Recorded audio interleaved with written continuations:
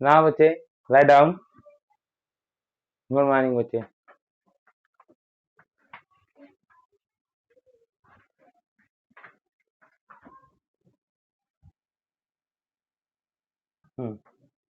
देखिए बच्चे,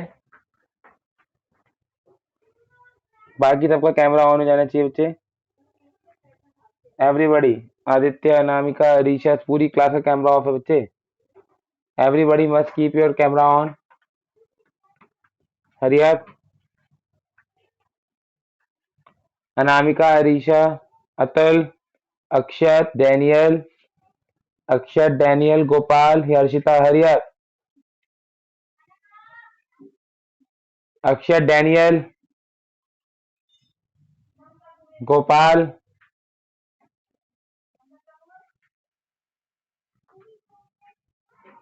Arpita,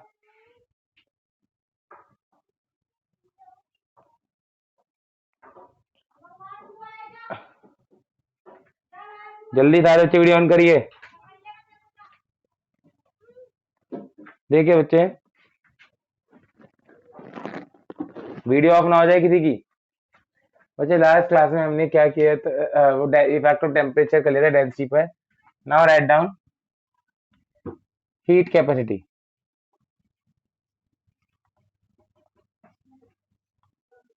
heat capacity क्या होती है बच्चे? Amount of heat required to change raise the temperature of a substance by 1 degree Celsius. क्या होता है बच्चे? Amount of heat required to raise temperature of a substance by 1 degree Celsius. ये होता है हीट कैपेसिटी। ये दो तरीके की होती है, एक होता है स्पेसिफिक हीट कैपेसिटी एंड एक होता है मोलर हीट कैपेसिटी। ये दो तरीके का होता है बच्चे, एक होता है specific heat capacity and the second one is molar heat capacity. Specific heat capacity and molar heat capacity. इसका सिंबल होता है स्मॉल एस और स्मॉल सी। ठीक है, इसका सिंबल होता है कैपिटल सी। इसका सिंबल होता है कैपिटल सी। ये क्या होता है? Amount of heat required. देखो यहाँ सेम डेफिनेशन है, लेकिन यहाँ अमाउंट फिक्स नहीं है कि कितना पानी है। तो ये होता है 1 ग्राम चीज का, कि 1 ग्राम सब्सटेंस का अगर 1 डिग्री सेल्सियस टेम्परेचर बढ़ाना है तो जो हीट है वो स्पेसिफिक हीट, और अगर 1 मोल का बढ़ाना है तो वो होता है मोलर हीट कैपेसिटी। ठीक है, हाँ। अमाउंट ऑफ हीट, क्योंकि डेल्टा टी मैंने आपको बताया था डिग्री सेल्सियस और केल्विन में सेम ही होता है। Delta T same in degree Celsius as well as in kelvin, है ना? तो amount of heat required to raise temperature of 1 gram of substance by 1 degree Celsius. 1 gram of substance by 1 degree Celsius. ठीक है, ये होता है amount of heat required to raise temperature of 1 mole of substance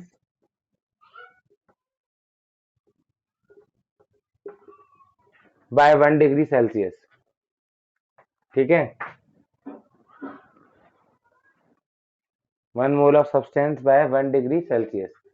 तो बच्चे अगर substance 10 ग्राम हुआ तो 1 ग्राम के लिए तो सी है, एस है। 10 ग्राम के लिए 10 से मल्टीप्लाई करना पड़ेगा, और अगर 50 डिग्री सेल्सियस टेम्परेचर बढ़ा दिया तो 1 की जगह 50 से ही मल्टीप्लाई करना पड़ेगा। तो यहाँ पर जो हीट का फॉर्मूला होता है वो होता है एम एस डेल्टा टी। इसमें क्या होगा? 1 मोल के लिए एन, 1 मोल के लिए कैपिटल सी। 10 मोल हुए तो 10 से मल्टीप्लाई करना पड़ेगा, और टेम्परेचर 50 डिग्री सेल्सियस बढ़ाया तो 50 से मल्टीप्लाई करना पड़ेगा। यहाँ पर हीट का फॉर्मूला क्या होता है? N C delta T. दोनों हीट सेम ही है, बस यहाँ पर काम ग्राम में चल रहा है, यहाँ पर मोल में चल रहा है। Capital C is equal to होता है molar mass into small S, M into S, S M होता है मोलर मास।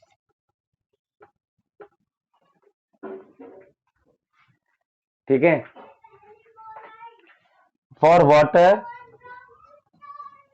स्पेसिफिक हीट होती है बच्चे 4.2 joule per gram per degree Celsius is equal to 4186 kilo joule per KG. हाँ हाँ, supply heat या हीट रिलीज। हीट रिलीज, अगर temperature increase कर रहा है तो हीट रिलीज, हीट सप्लाई होगी। टेम्परेचर फॉल डाउन कर रहा है तो हीट रिलीज होगी। वो तो टेम्परेचर पर डिपेंड करता है ना, हीट गेन होगी या रिलीज होगी। टेम्परेचर चेंज हो रहा है तो ये हीट चेंज है। सप्लाई या गेन तो आपको अपने आप डिसाइड करना है कि क्वेश्चन में टेम्परेचर बढ़ रहा है या कम हो रहा है। इज इक्वल टू होता है बच्चे 1 calorie per gram per degree Celsius. ठीक है। एक होता है बच्चे लेटेंट हीट।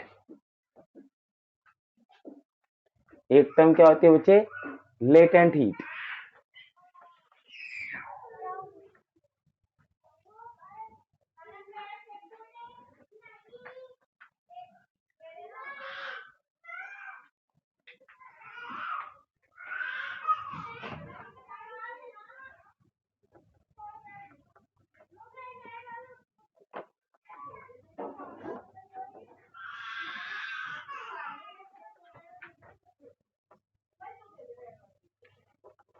लेटेंट हीट क्या होता है बच्चे,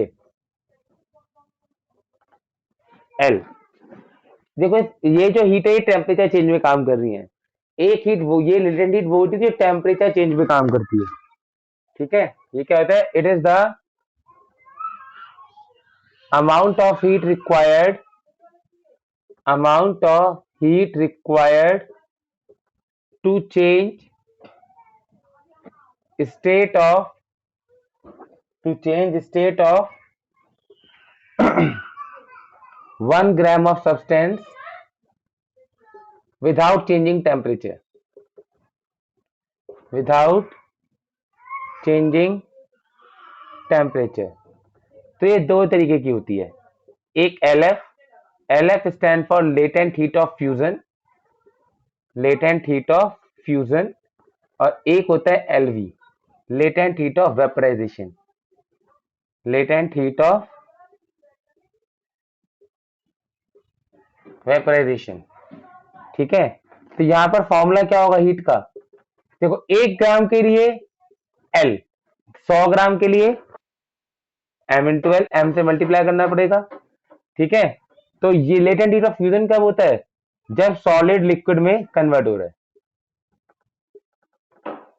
वही, अगर सॉलिड से लिक्विड बनाना है तो हीट देनी पड़ेगी, और लिक्विड से सॉलिड बनाना है तो हीट रिलीज होगी। Q is equal to M L है।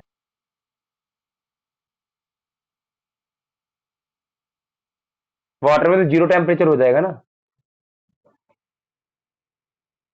हाँ, बॉयल में वो लिक्विड को गैस में कन्वर्ट करना या गैस को लिक्विड में, तो Q is equal to M L V. ठीक है।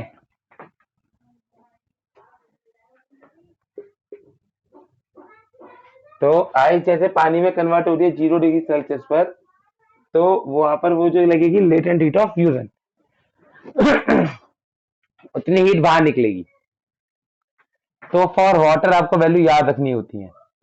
वाटर का एल एफ होता है 80 calorie per gram,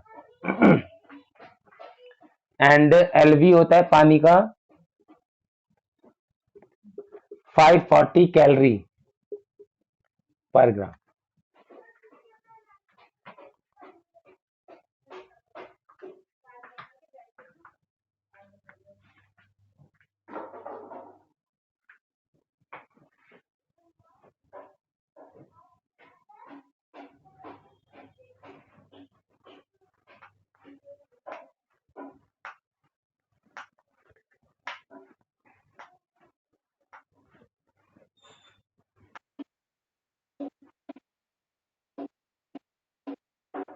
n C delta T,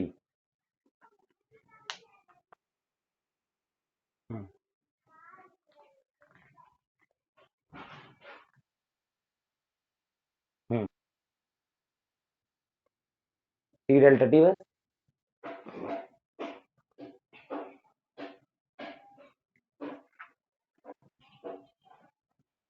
हाँ, मास, स्मॉल एम तो मास है ना, कितना मास है? अगर 1 ग्राम के लिए तो एल है, 50 ग्राम के लिए 50 से मल्टीप्लाई करना पड़ेगा। एम स्टैंड फॉर मास है। फाइंड द, क्वेश्चन है बच्चे,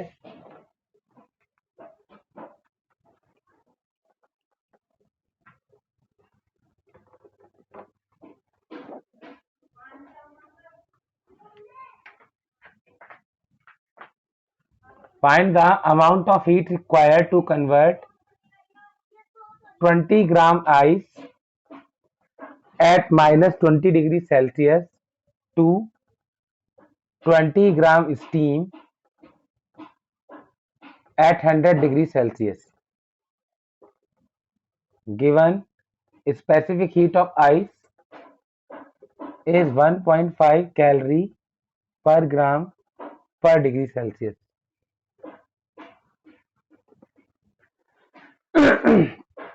वाटर की आपको बताई होती है, मतलब गिवन होगी होती है तो क्वेश्चन में 1 calorie per gram per degree Celsius, L F 80 calorie per ग्राम, एल वी 540 कैलोरी पर ग्राम। सॉल्व करो।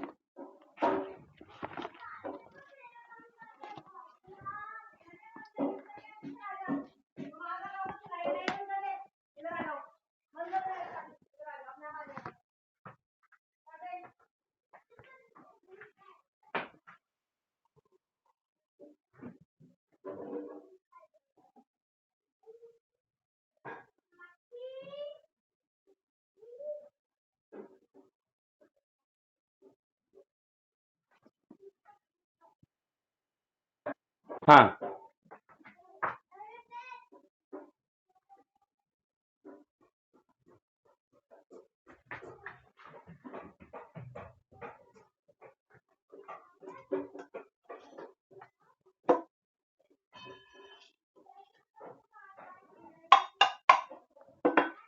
देखो बच्चे कैसे करेंगे। हम्म,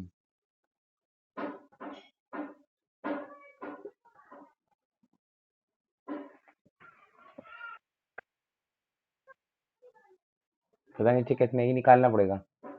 देखो 20 ग्राम आइस को -20 से पहले 20 ग्राम आइस में ले जाना पड़ेगा 0 डिग्री सेल्सियस पर।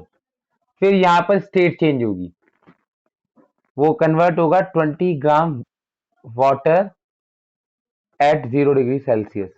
फिर टेम्परेचर राइज करेगा 20 gram steam water at 100 degree Celsius. फिर स्टेट चेंज करेगी 20 gram steam at 100 degree Celsius. तो यहाँ पर आपकी 4 हीट लगेंगी, ठीक है। यहाँ पर आपकी 4 हीट यूज होंगी। जो हीट होगी यहाँ पर, it will be equal to Q1 plus Q2 plus Q3 plus Q4। Q1 will be MS delta T ice का, डेल्टा टी ये हो जाएगा MLF plus M specific heat of water के लिए डेल्टा टी प्लस MLB। यहाँ पर state change हो रही है, ठीक है। यहाँ जहां पर स्टेट चेंज हो रही है वहां LF, यहाँ पर स्टेट चेंज हो रही थी, यहाँ पर टेम्परेचर चेंज हो रहा था, फिर टेम्परेचर चेंज हो रहा है, फिर स्टेट चेंज हो रही है। मास आपको पता है 20 ग्राम था, specific heat 1.5, delta T 20। Delta T कितना है -20 degree M L F M20 L F आपका 80 था प्लस एम कितना है बच्चे मास कितना है बच्चे 20 specific heat of water 1 delta T is 100 specific heat 1 into 100 plus MLV M20 LV 540 इतने कैलोरी आंसर आ जाएगा जो भी आएगा this much calorie will be the answer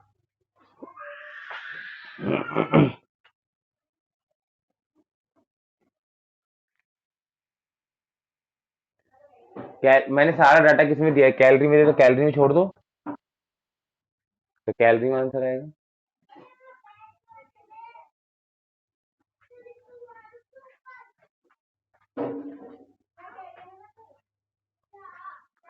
तो बच्चे अगर हम हीट वर्सेस टेम्परेचर का ग्राफ बनाएंगे तो कैसा बनेगा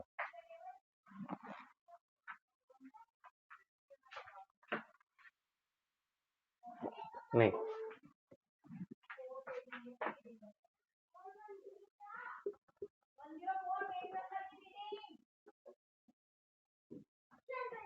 देखो पहले हीट दी तो टेम्परेचर बढ़ा फिर टेम्परेचर नहीं बढ़ा स्टेट चेंज होगी सॉलिड से लिक्विड में कन्वर्ट होगा फिर गर्म करूंगा टेम्परेचर बढ़ेगा ठीक है फिर लिक्विड वाटर में कन्वर्ट लिक्विड गैस में कन्वर्ट होगा फिर उस गैस का टेम्परेचर बढ़ेगा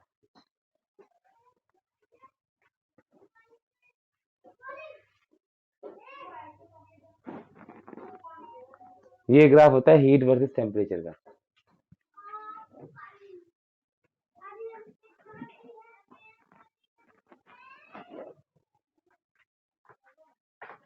एक होता है बच्चे phase transition curve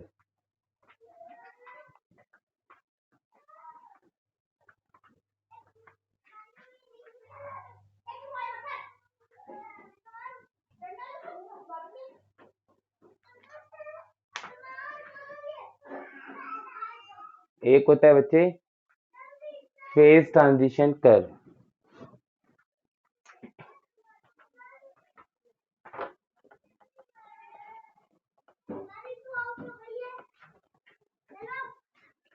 phase transition curve phase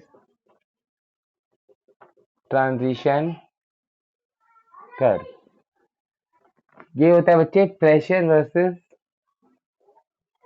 temperature का ग्राफ प्रेशर वर्सेस टेम्परेचर के ग्राफ को कहते हैं फेज ट्रांजिशन कर्व ये ग्राफ कुछ ऐसा सा आता है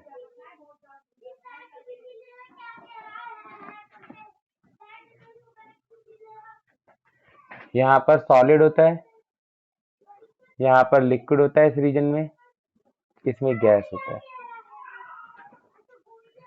मतलब अगर मैं इस लाइन में टेम्परेचर बढ़ाऊंगा तो सॉलिड गैस में कन्वर्ट हो जाएगा जैसे कैंफर हो जाता है कपूर सीधा सॉलिड से गैस में कन्वर्ट हो जाता है कुछ बर्फ जो है सॉलिड से लिक्विड में कन्वर्ट होती है मतलब ये शेप सबकी ऐसी है वो डिपेंड करता है हर किसी के लिए टेम्परेचर और प्रेशर की वैल्यू अलग अलग होती है इसको हम कहते हैं सॉलिड से गैस सब्लिमेशन कर्व इसको हम क्या कहते हैं सब्लिमेशन कर्व लिक्विड और गैस के बीच को कहते हैं vaporisation curve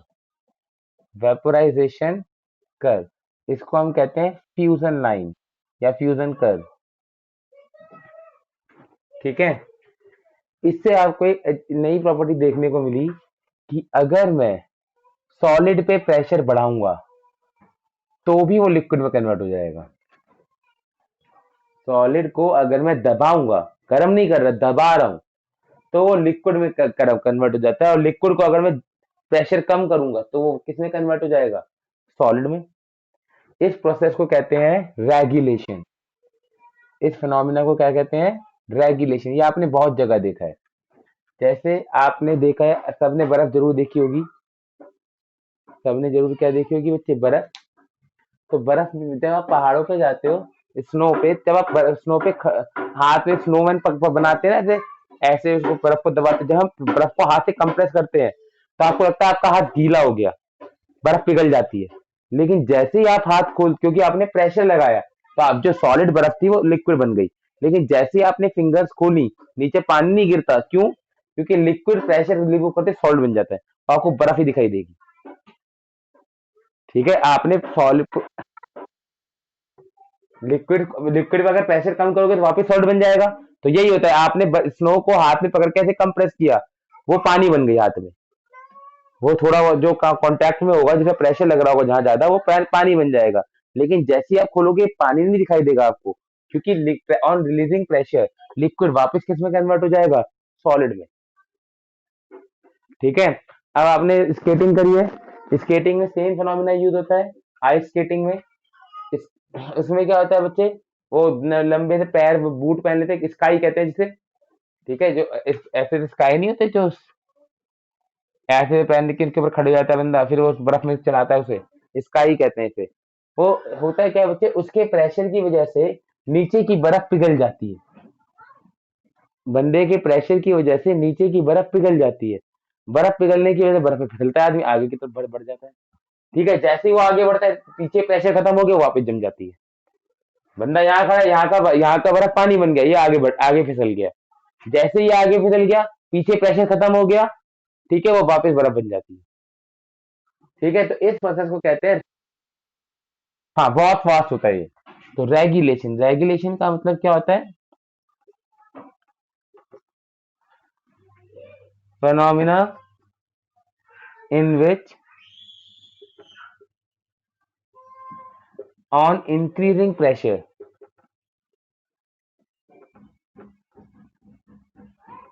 solid converts into liquid and vice versa, and vice versa। इसका उल्टा भी होता है। एक और स्टाफ में खास बात है, ये वाला point. This point is called, उसे क्या कहते हैं इस पॉइंट को? Triple point. This point is called triple point. Triple point is that temperature and pressure जिसमें तीनों स्टेट, सॉलिड, लिक्विड और गैस, एक साथ पाई जाती हैं। Triple point, it is temperature and pressure at which all the all three states of matter exist together। अगर मैं पानी की बात करूं, फॉर वाटर, जो ट्रिपल पॉइंट में जो टेम्परेचर है वो होता है 0.01 डिग्री सेल्सियस, एंड जो प्रेशर होता है वो होता है 0.006 एटमोसफेयर।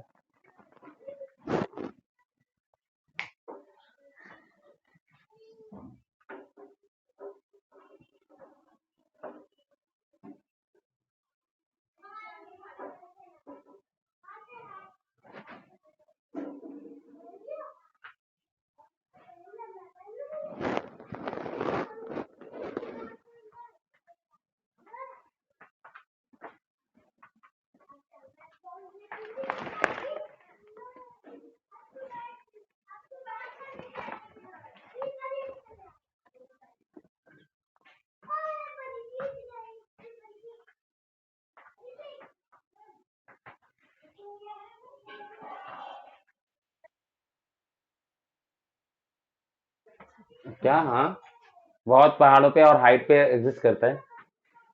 जब पहाड़ों पे लेक, जब ये बर्फ के बीच में पानी नहीं होता कभी कभी, वहां होता है ये। उसमें धुआं भी निकल रहा होता है। हाँ,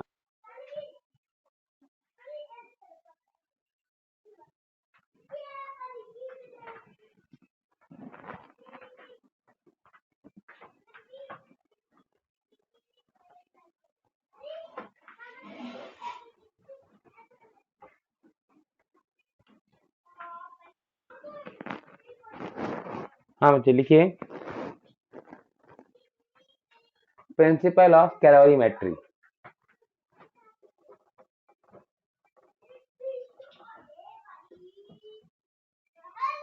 principle of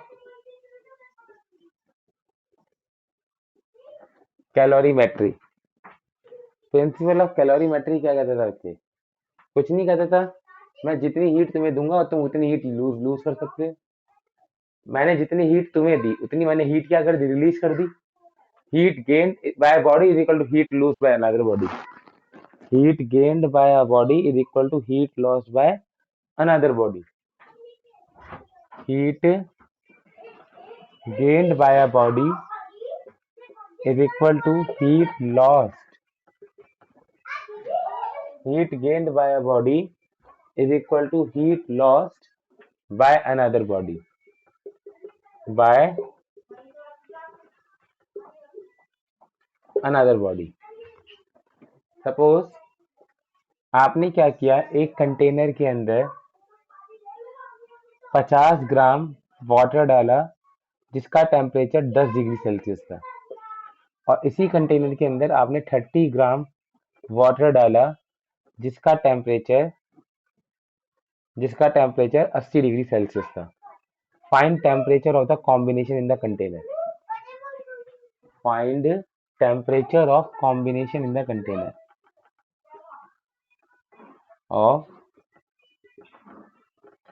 combination in the container. Hurry up.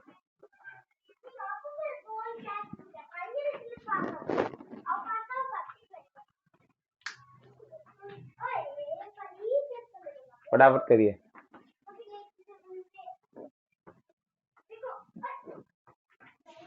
देखो यहाँ पर होगा क्या, सपोज कंटेनर में ऐड होके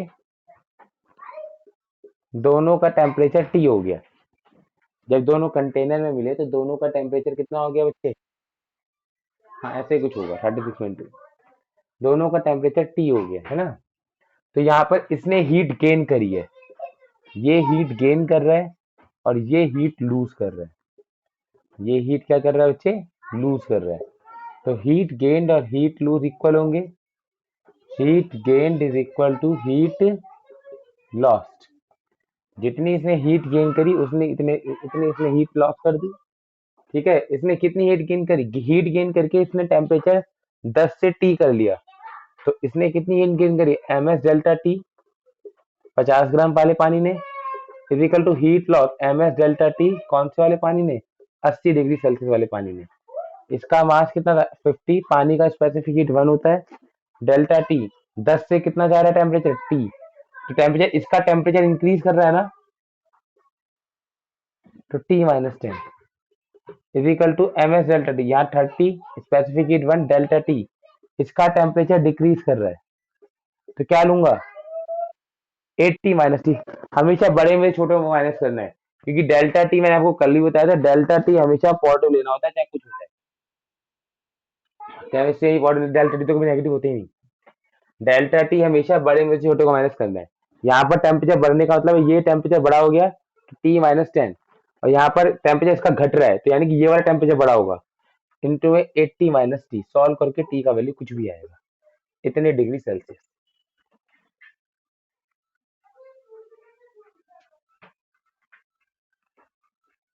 समझ आ रहा है नहीं आ रहा? एक जगह टी माइनस 10 लिया क्योंकि इस ट्रांजिशन में टी बड़ा है, इस ट्रांजिशन में 80 बड़ा है, तो 80 माइनस टी, इसे कहते हैं प्रिंसिपल ऑफ कैलोरीमेट्री। इसे हम कहते हैं principle of calorimetry.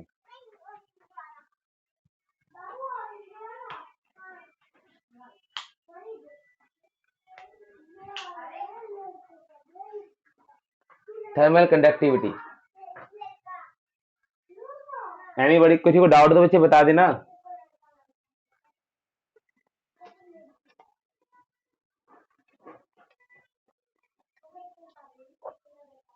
Now the heading is thermal conductivity.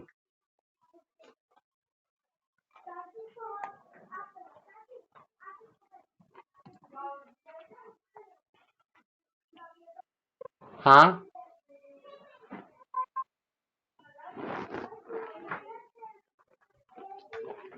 Solve करना पड़ेगा बच्चे।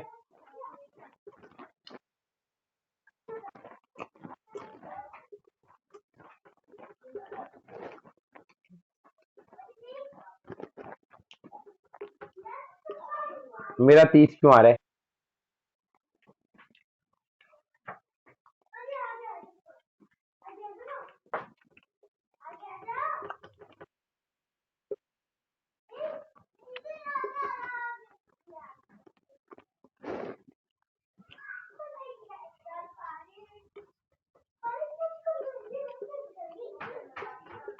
290/8 जो भी आएगा, इतने डिग्री सेल्सियस।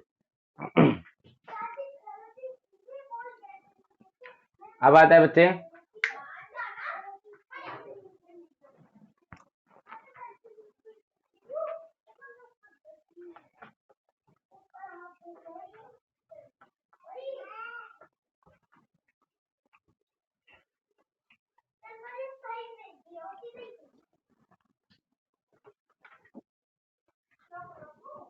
Thermal conductivity.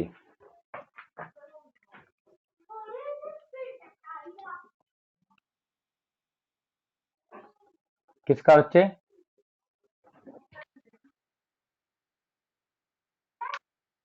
वो केवल तभी चलेगा शॉर्टकट जब दोनों लिक्विड हो। मतलब अगर मैं बर्फ और गैस मिलाऊंगा तो वो टेम्परेचर, तो वो फॉर्मूला काम नहीं करेगा। अगर आप बर्फ को पानी में डालोगे ना तो वो फॉर्मूला काम नहीं करेगा।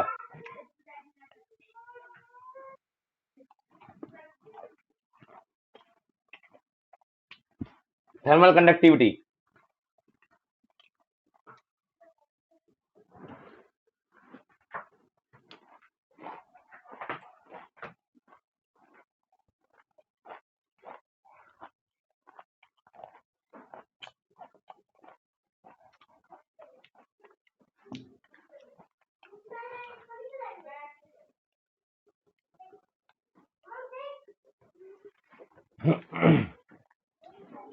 देखो बच्चे, सपोज इसका एरिया ए था, यहाँ पर टेम्परेचर T1 है, यहाँ पर टेम्परेचर T2 है। T1 जो है T2 से थोड़ा सा ज्यादा है,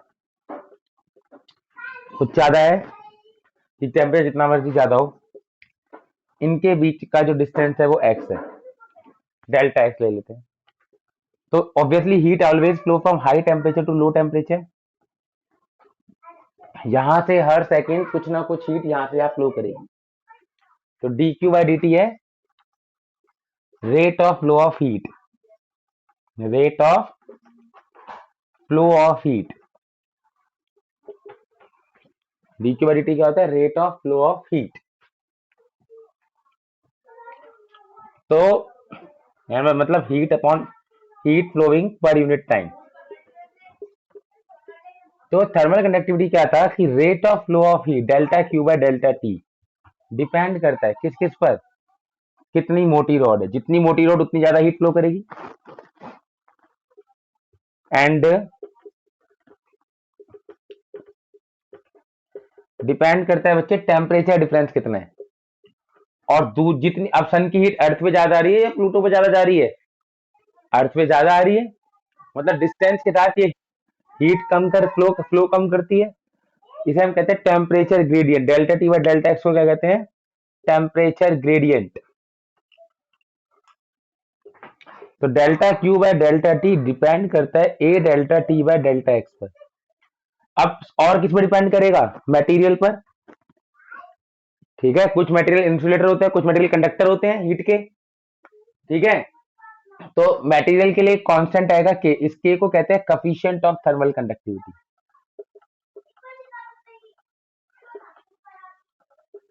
इसकी जो कांस्टेंट आएगा यहाँ पर उसको हम कहते हैं coefficient of thermal conductivity is equal to K A delta T/डेल्टा x। ठीक है, अगर कंडक्टर होगा तो के हाई होगा, इंसुलेटर होगा तो के लो होगा।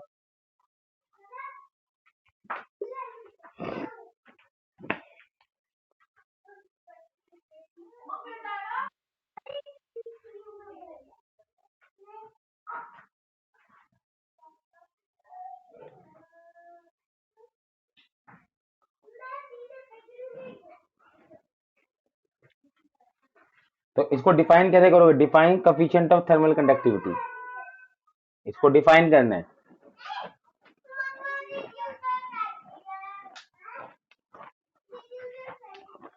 कैसे डिफाइन करोगे इसे?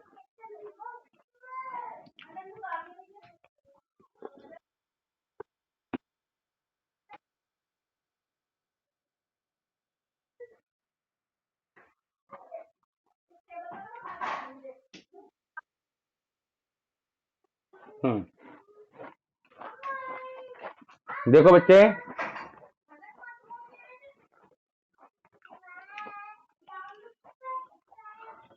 Define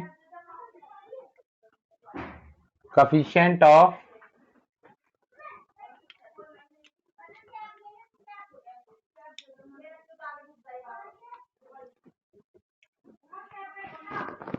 thermal conductivity. इनका एरिया है 1 मीटर स्क्वायर। सपोज करो कि आपके पास एक ऐसा पाइप है, ऐसा मटेरियल है जिसका cross section area 1 metre square है, और इसका जो टेम्परेचर ग्रेडियंट है इसके क्रॉस सेक्शन एरिया के अक्रॉस, वही 1 केल्विन पर मीटर है। तो D Q by D T इसमें कितना हो जाएगा, के एरिया 1 और delta T by delta X भी 1, तो K D Q by D T के बराबर आएगा। ये इसकी डेफिनेशन है। तो it is the rate of flow of heat, it is rate of flow of heat in a material whose cross sectional area is 1 meter square, whose cross sectional area is 1 meter square, and temperature gradient across its cross section is 1 Kelvin per meter, and temperature gradient across its cross section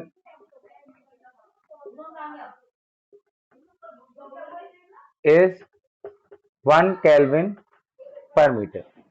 ये इसकी definition है के की।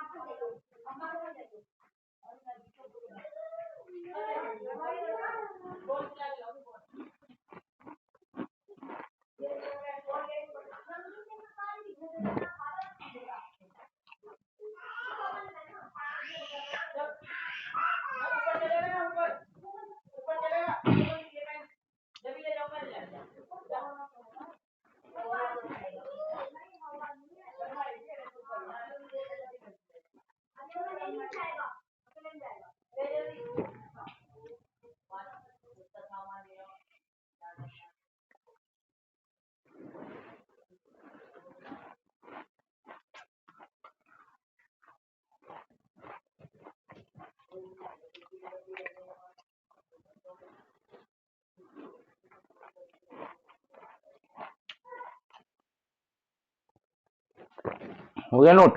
अब देखिए बच्चे, question लिखिए, find temperature.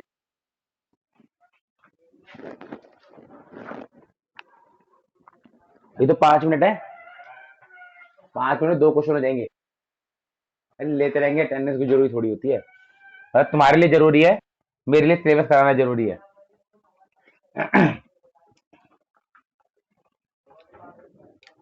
Find temperature at junction.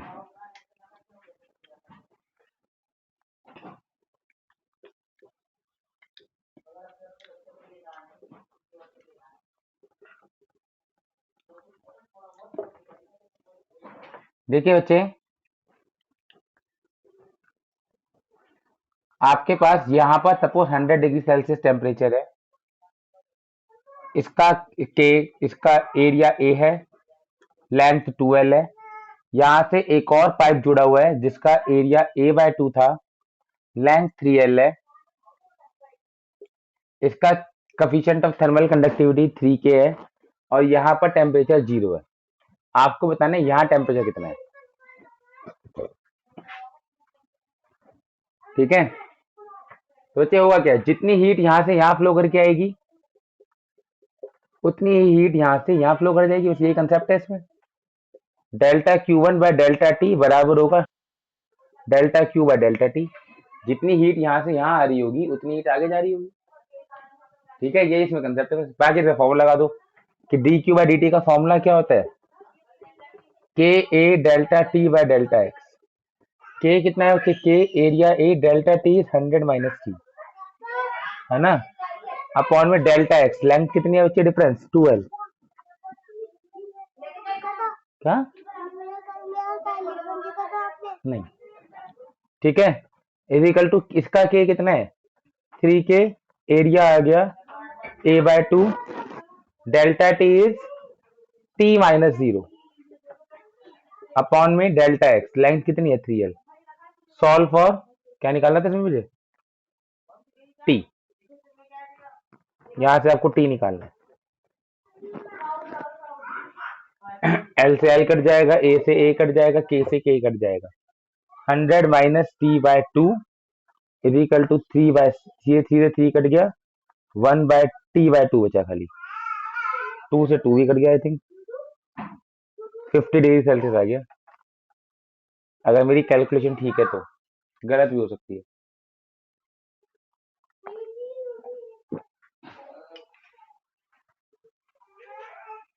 ठीक है, एक और क्वेश्चन करिए।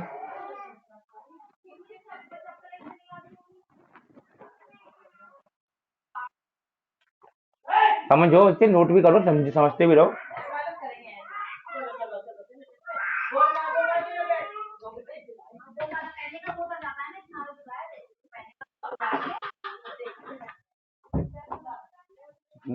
एक मिनट, नहीं बच्चे, मेरे दूसरे मोबाइल में मेरे को सब कुछ साफ दिखाई दे रहा है, आपके क्या कुछ दिक्कत है? हम्म,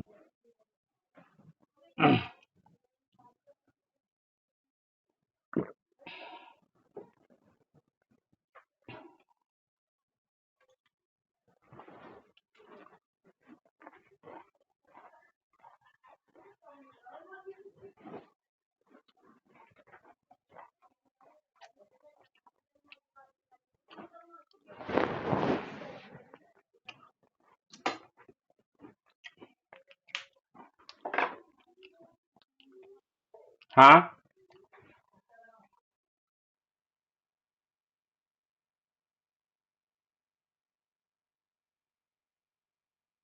हाँ,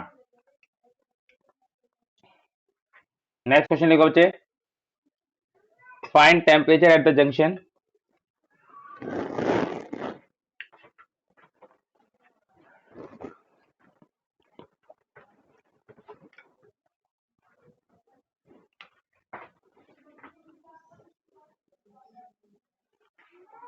ये 100 डिग्री सेल्सियस टेम्परेचर था, 3l, इसका एरिया 2a क्रॉस वो k 2k 3a, length l।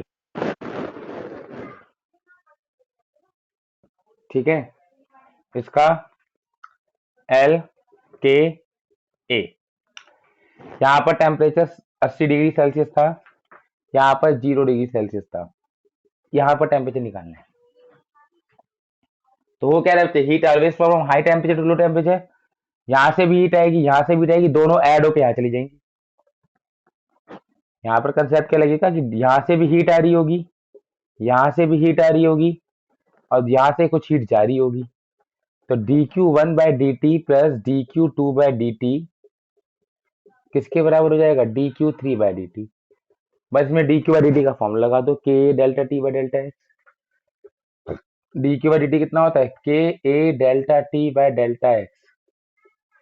k कितना था बच्चे फर्स्ट का, k area 2a, delta T 100 minus T upon में delta X 3l।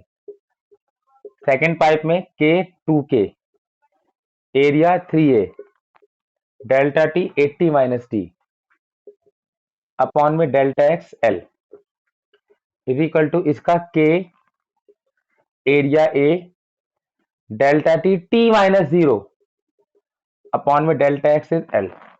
Solve for t।